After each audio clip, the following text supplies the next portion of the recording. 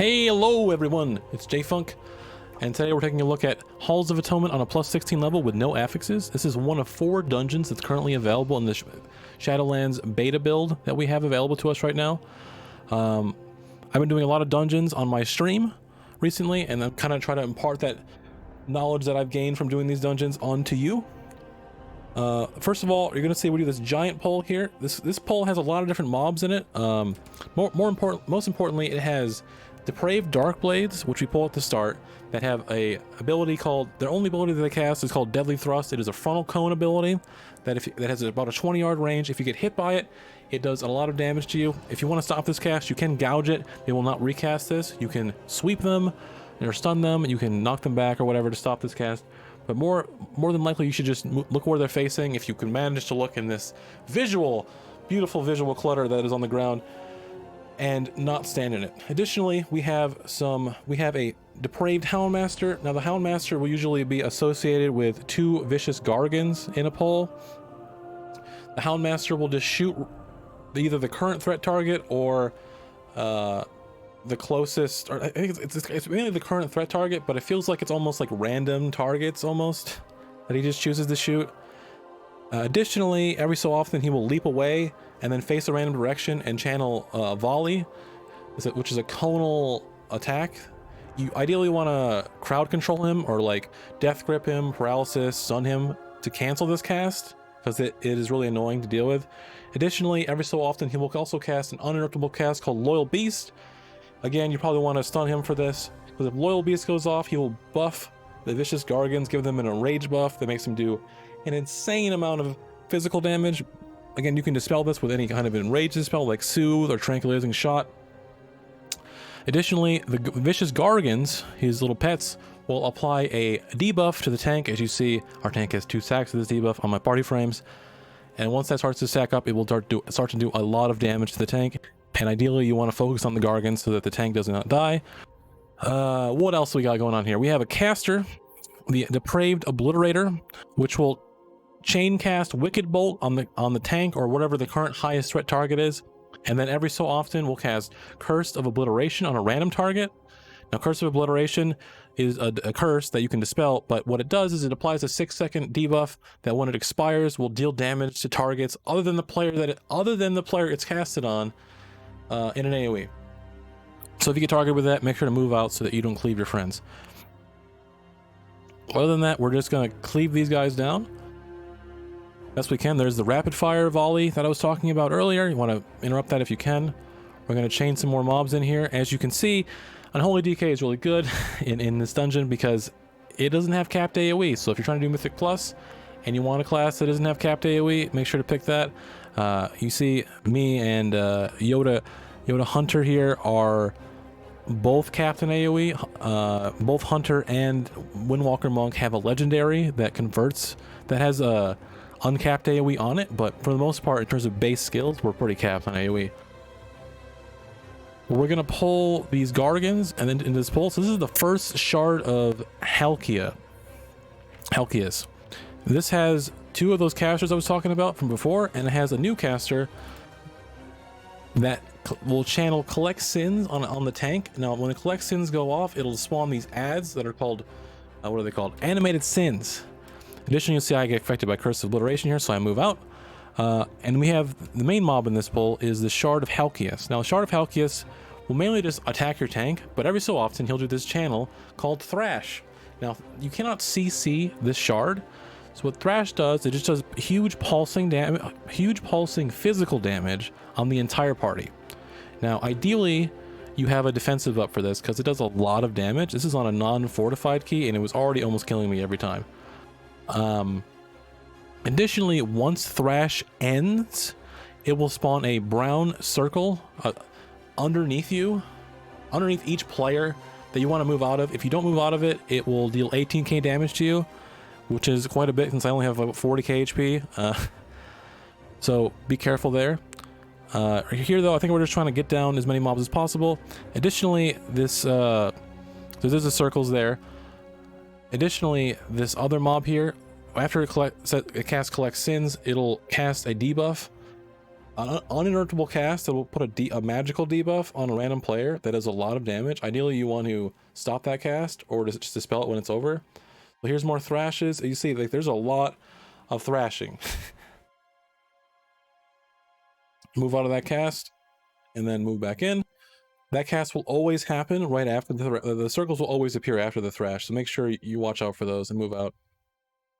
So this is just one pull. The second pull that we do here will be very similar to this pull, where you're just pulling a shard with a bunch of mobs on top of it. So you have a priority target with the shard existing and then a bunch of casters. We didn't interrupt the Wicked Bolts very often because we felt like that wasn't very important, because we had a Blood DK who could just tank it. Yeah, I'm very confident in our Blood DK's his skill in surviving to survive those Wicked Bolts. So we mainly just wanted to focus on interrupting the curses of Obliteration, because it would cause our melee DPS to have low uptime on the boss. But this is a very similar pull to before, except now we have an additional mob with the Dark Blade, so we have to watch out for the Deadly Thrust cast. Here's another Thrash. Well, here's the problem. We pulled two of these back to back. I don't have Touch of Karma up anymore. I think on a hierarchy, you may want to pull different packs before you pull a shard again, because not having defensives up for this can be really scary. As you see, I have two curses, so I'm going to move out for sure so I don't kill anyone. I believe on the beta right now, though, that the curse is bugged and doing damage to people anyway, which is kind of what makes this pull a little bit harder than it really is supposed to be. So we're going to kill that. As you see, the Helpius anima has gone up to 33%, 34, 35. It just goes up constantly throughout the encounter. We're just trying to pull the mobs and speed up and expedite the process as much as we can. This pull has 2 Hound Masters, and as a result, this pull is very scary. You're going to see the debuffs on the tank go up an incredible amount. And eventually, once he hits around 6, he's just going to start running, because he has to run and kite, as the dot is just unreal. So I'm going to try to sweep and then give him some space so that he can move out if he wants.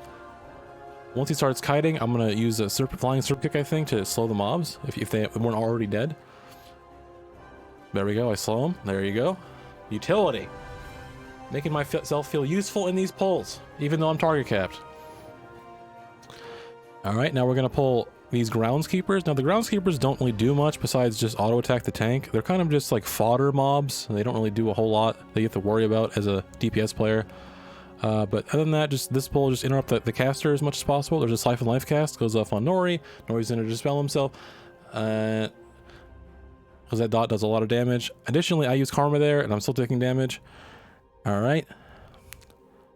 And then roll out of that circle so I don't die. I'm on a Door of Shadows, and I have the Soulbind upgrade where it disorients mobs at my Door of Shadows location. I'm going to TOD that mob, because I guess I want to use that. As a Windwalker monk in Shadowlands, TOD is not very useful, really at all. It doesn't do much damage. It does about 8k damage total, and you can only use it on some mobs. It's also pretty buggy, where you can only use it on mobs that you've like auto-attacked recently. I don't know, it's a mess right now. It is the beta. Things will get fixed. It's fine.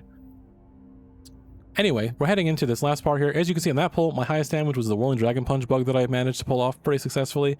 Pretty happy about that.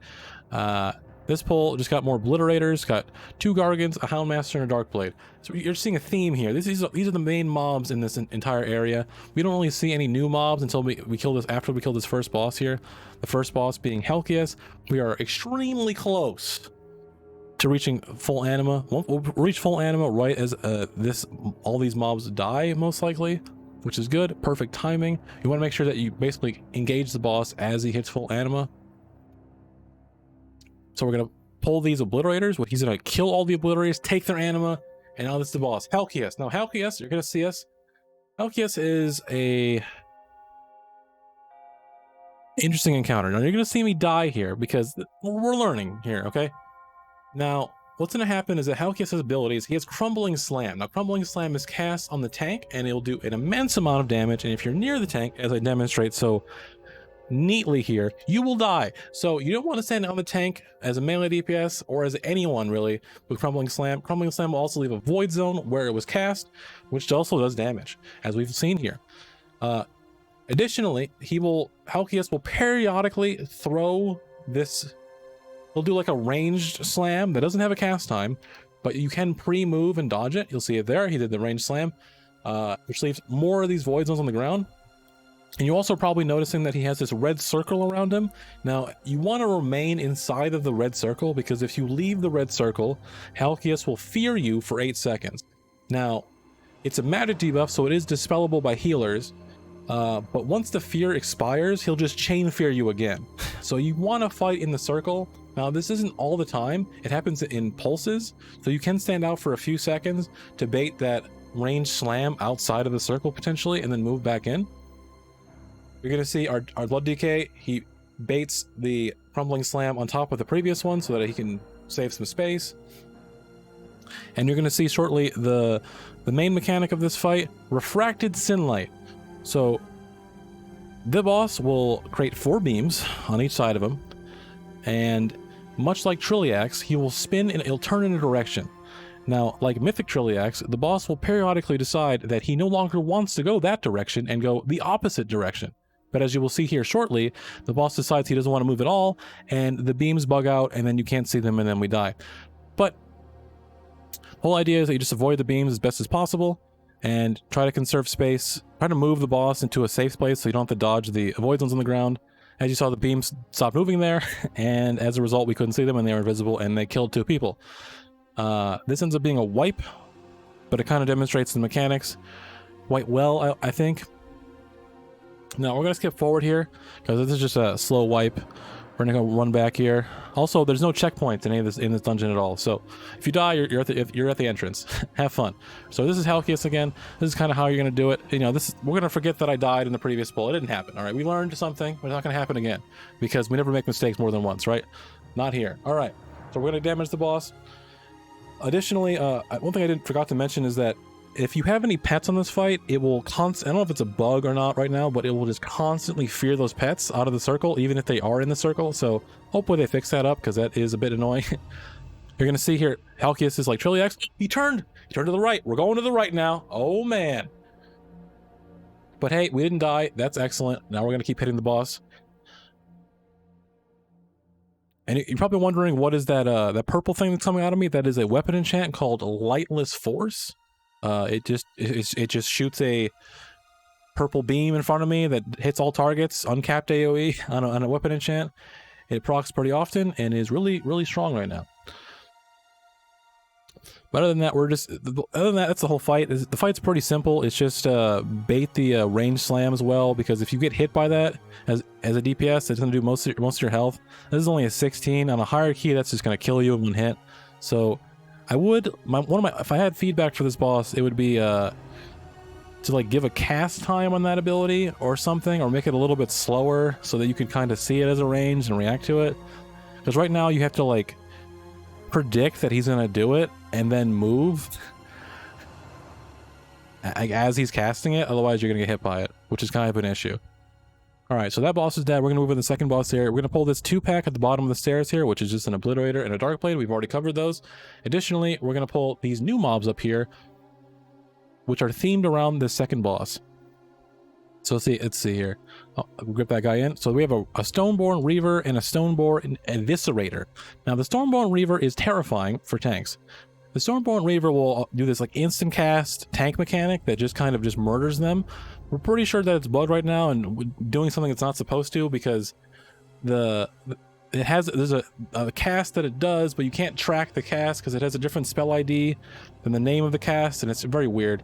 Additionally, the Reaver will cast Turn to Stone, which is an interruptible cast that if it goes off will stun all targets within the AoE. Additionally, we'll apply a buff to all allies within the AoE that will cause them to take 50% reduced damage for 8 seconds. That is magical dispellable, but ideally you just interrupt it, because why not? The Eviscerator will just periodically jump out and leap at a target and damage them, and then come back in. I'm not really sure entirely yet what the Eviscerator's point is. Like, what are they supposed to do? Or because it doesn't seem like they do a whole lot. Maybe they apply a debuff. I'm not really sure 100% yet. We're going to pull some Stone Fiend Ankle Biters. Now, the Ankle Biters will just leap onto a random person and apply a debuff until they die. And once they die, the debuff is supposed to go away. The debuff just does a bunch of damage over time. It ramps up. You're supposed to just kill the mobs and the debuff expires, but currently there's a bug right now where even if you kill the Ankle Biter, the debuff remains and you just have to die in order to remove the debuff. But unfortunately, we did not mean to pull this Reaver with these Stone Biters, so now we have way more than we can really handle on this pull. And ultimately, we're gonna have wiping. As you see, there's the stun, 8-second stun. It is the magical dispellable, so that is kind of nice. As you see here, I'm actually doing a lot of damage because of Fallen Order, Windwalker Monk, you know. But also, as you see, there's about 15 targets in this pull, or 10 targets in this pull. I cannot hit all these pulls. And because there was 2 Reavers, as I mentioned earlier with the tank mechanic, and they do a lot of damage, the tank just dies. So we're gonna end up slowly wiping on this pull. I'm gonna move forward a little bit here. So we kill that pull and we move on to this part. Now there are these 2 Stone-Borne Slashers, and as you can see, one of them is inactive, right? This one right here. Periodically, the slashers will alternate which one's inactive, and when it's inactive like this, you can just walk past it and not aggro it. But because we want to go this way, we have a hunter, so he can freezing trap this, and then he can get aggro with it and get in combat with it, and then he can walk, and then we can walk past because he's in combat with it, but we're not near him. And then after we all get past, he can feign death, and then we don't have to fight it. And this moves us to the second boss of the dungeon, Echelon. This boss is a little bit overtuned as it is, and it really requires you to have a curse dispel. Now you'll notice in our group we do not have a curse dispel, and this is kind of the dungeon that made us learn that you really need a curse dispel for this guy, because it's really rough if you don't have one. So the boss is going to do a bunch of things. First of all, he's going to cast a blood ability at the start of the fight. Now this just like leaves it'll shoot a void zone at a player, a random player, that you just have to move out of really fast. Ideally you pre-move, and this is easier to do than Helpius, because unlike Helpius, this cast actually has a cast time, so you know what's going to happen. You just don't know who it's going to happen on necessarily. So melee should be spread out and moving constantly away from each other to bait this blood away from everyone. So you can see that there. Additionally, shortly after that, he's going to cast this ability that summons 3 imps on both sides of the room. So there's Blood Torrent. You see here, it does a lot of damage. You don't want to get hit by it. So he's going to cast this ability that summons a bunch of imps, Stone Call, and we're going to mass grip these. This summons Undying Stone Fiends. Now, what Undying Stone Fiends do is they just have a constant cast on the current threat target that you can interrupt. Additionally, they have mana, so they can actually run out of mana and not be able to cast anymore, and in that case, they'll just melee the current target. Additionally, whenever they die, they explode for damage. And this difficulty was about 6k damage per imp, so I would pretty much be dead unless I use a defensive. As you're going to see here, I end up dying. Right after he does this, though, he's going to cast Curse of Stone. Now, what Curse of Stone does is it applies a curse debuff to the entire group, which will progressively slow them over a few seconds, and then after the slow is ended, it will stun those targets for 3 seconds. Now, after the boss casts Curse of Stone, you will target a party member with a stone-shattering leap, which will coincide right as the stun ends from the Curse of Stone. Now, ideally, how you're supposed to deal with this mechanic is you're supposed to have a curse dispel in the group and dispel whoever the target of Stone Shattering Leap is. Because if you don't have a curse dispel, the target who is targeted by Stone Shattering Leap will just die, because currently the tuning of it is it does about 40k damage at a pretty high key level. So unless you have a lot of defensives active, you're just going to die. Now, you're probably wondering, why does he cast this? Well, you're going to see here, the whole idea is that you kill these imps, and the imps will turn to stone instead of actually dying. And once they turn to stone, you destroy them by using the Stone Shattering Leap, and then the imps go away. If you don't destroy them with Stone Shattering Leap, then they'll respawn shortly afterwards, and you just have to deal with more imps on the next one. So very bad. Ideally, you don't do that. As you see here, we messed up the skip on the Stone-Borne Slasher, and it's going to come into the pull. There is something weird in Shadowlands now, where once you pull a boss in a dungeon, with some bosses, it phases the other trash out of the instance, so you can't accidentally pull it, which is pretty cool.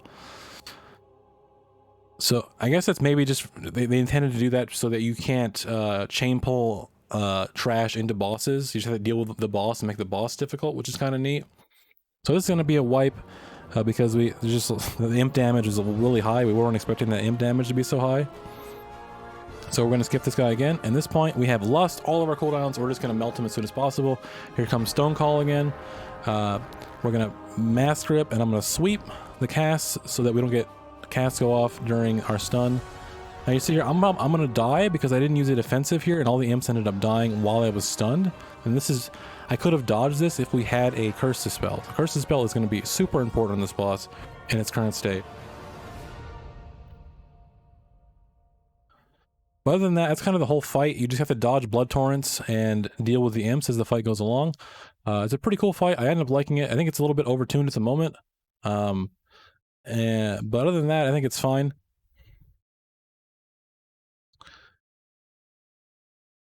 I just think that there should be a way to deal with the Stone Shattering Leap if you don't have a Curse Dispel at the moment, because right now it really feels like if you don't have one, it's really detrimental. So we're going to try to group up these imps as much as possible and then interrupt as many casts as we can. But as you say, they do have mana, and they actually do use a lot of mana per cast. So once they run out of mana, it's just auto-attack the tank, which isn't a huge deal. Really, you have to watch out for those explosions they do, though. So here I'm going to die again. I should have rolled away here instead of using Tiger's Lust, but I am a noob at this boss and thought I could move out in time. But no, you cannot. The timing of that leap is literally the leap happens directly at the same time, or maybe a little bit before you get unstunned. So you just cannot react unless you have a Curse Spell. Fortunately, it doesn't matter that I died because the boss dies, and now we're moving on to the third boss area. Now, right after the second boss here, we have a small trash pack of mobs that I've already discussed. There is 3 vicious Gargons and then 2 Houndmasters. Just deal with the Houndmasters by controlling them, and watch out for the Gargon debuffs because the tank is going to get trucked pretty quickly. He's going to have to tank, or flee. And then after this pack, we're going to have a pack of 2 casters, I think 3 casters, and a thruster guy, I believe. As you see here, the tank's just, running away. He's fleeing for his life. He's like, oh, help! I'm bleeding to death. These Gargons are killing me. And this is right before the third boss area. The third boss is right after this pack. So we have an Obliterator, a Collector, and 2 Dark Blades. So you have to watch out for the Funnel Cast, and then the Collect Sins you want to interrupt ideally, as well as the Curse of Obliteration. But you see I get hit by one of the funnels there. It does a lot of damage. Non-fortified did half of my HP on a 16. That is quite huge damage. And after this, we're going to be fighting the third boss here. The third boss, it feels a little bit incomplete in terms of design, and is a little bit buggy, as you'll see here. But overall, it's pretty simple. It really feels like an elderly access situation. So she has 2 casts that you want to interrupt. She has Bolt of Power and Volley of Power. You just need to have a kick rotation set up to interrupt all these casts. Bolt of Power just does a lot of damage to the tank, and Volley of Power just hits the entire group for a ton of damage. But you'll see these 4 vessels here spread across the arena, one right here, each corner. Periodically, you'll see these ghosts spawn. Now you're supposed to be able to look at this ghost. So this ghost here, you're supposed to be able to look at the ghost, and it will stop moving towards you. And what you're supposed to do is kite the ghost. Since the ghost is fixated on a random party member, that party member is supposed to move towards one of these vessels and kite the ghost into the vessel. And once it does, it will just remove the ghost from the encounter. But while the ghost is active, it does pulsing AoE damage to everyone in the group, which is going to add up over time. And I think on tyrannical keys, this is going to kind of out of control because you don't get more vessels throughout the fight. You only have 4. So on like a tyrannical key, this boss will be really difficult because it'll just last a very long time, and you'll have a lot of ghosts out potentially. There may be some strategies that are developed later on that deal with multiple ghosts. We'll see. But in the current level that we had, we didn't have a huge problem with this boss. But it is food for thought that maybe this boss could be a bit scary later on. And then right after this boss room, we have one more room of trash, which is very similar to the room in Shrine of the Storm before Lord Stormsong, where there's just a lot of stationary mobs, and then a mini boss mob that you can focus down, that you want to try to interrupt during this as well. But yeah, this boss is pretty straightforward. Just get the cast. The Bolt of Power does a decent amount of damage. You may want to use a Warrior for Spell Reflect on this fight. It might be good. I wasn't playing Warrior. I haven't been playing Warrior very much, so I can't really speak to that too much. But the boss is going to go down here, and we're going to move on to this last part. So you see these Tormented Souls. What will happen is there's this guy at the end, the mini boss at the end here, that will cast an ability that will basically kill the Tormented Souls, but will heal the mini boss. Additionally, once he kills them, he will spawn these manifestations of pride. And then he will cast Disperse Sin on one of the manifestations of Pride, which will leave a Void Zone on the ground. As you see, it does half of my health and damage. So really your DPS focus in this room should just be killing as many of the ads as possible to prevent the Void Zones from spawning and also prevent him from healing. And additionally, interrupting the Wicked Bolt as much as you possibly can, because he will, it does a lot of damage to the tank. But here's the Dark Communion. He'll heal when he casts this and kill any remaining of those ghosts. Once all the ghosts are dead, though, he'll just cast the Sin thing on the Manifestations of Pride, and then you just kill the Manifestations, and you kill the boss, and then it's pretty easy. And then at that point, all that's left is the final boss of the dungeon, Lord Chamberlain. And now this boss is, I think, quite easy, but I've learned a lot of things since, that have helped me learn how to do this boss properly. You'll see this shortly. So I learned very recently, so the Lord Chamberlain, how it works is that he has these 4 statues on the fight, and the statues are the main mechanic of the fight. So he'll manipulate these statues in different ways. One of them, he'll toss this statue in a direction. If you get hit by it, it does a lot of damage to you. The second is he'll do a frontal cone that you want to avoid, and he'll cast a debuff on the tank. He'll cast a debuff on the tank that you just does damage, but you can spell Reflect. But you'll see here, he'll do Telekinetic Toss. Now, I learned very recently that you can tell the direction of where the statue is going to be tossed by the direction of where the statue was pointed. I did not know this was a thing until after this was done, so pardon me if I get hit by a few of these and die. I karma that one, which is fine. But now you know more than I did. Here's the Stigma of Pride, which is the tank debuff. You just got to deal with that. And then this is the Frontal Cone, Unleash Suffering. And then he's gonna cast Door of Shadows after this toss, where he'll teleport to the middle of the room, and then he's gonna move. He's gonna use Telekinetic Onslaught, which will move each of these statues in a kind of each around him, like to surround him, and then he'll push them out in each direction. And then he'll cast Ritual of Woe right afterwards, which is like Galvast, where he'll channel a beam on each statue, and you just need to intercept the beam and to soak it. If the beam touches the statue, it'll do huge pulsing damage to the group. You see, Yoda was channeling.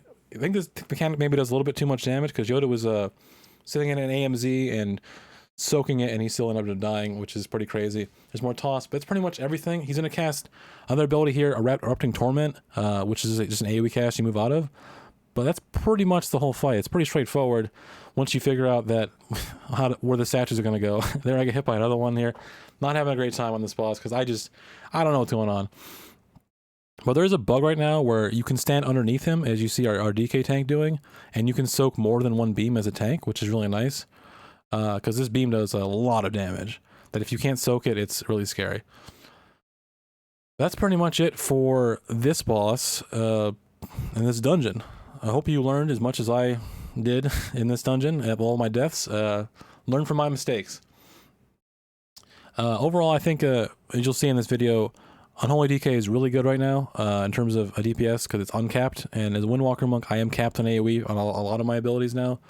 And because of the AoE cap, I do a lot of reduced damage in these bigger pulls, and this is going to become a problem throughout the expansion when people start doing these. It's going to be a big problem. But that does it for this video. I hope you guys liked it. Hope you guys learned something, and I'll see you in the next one. Bye-bye.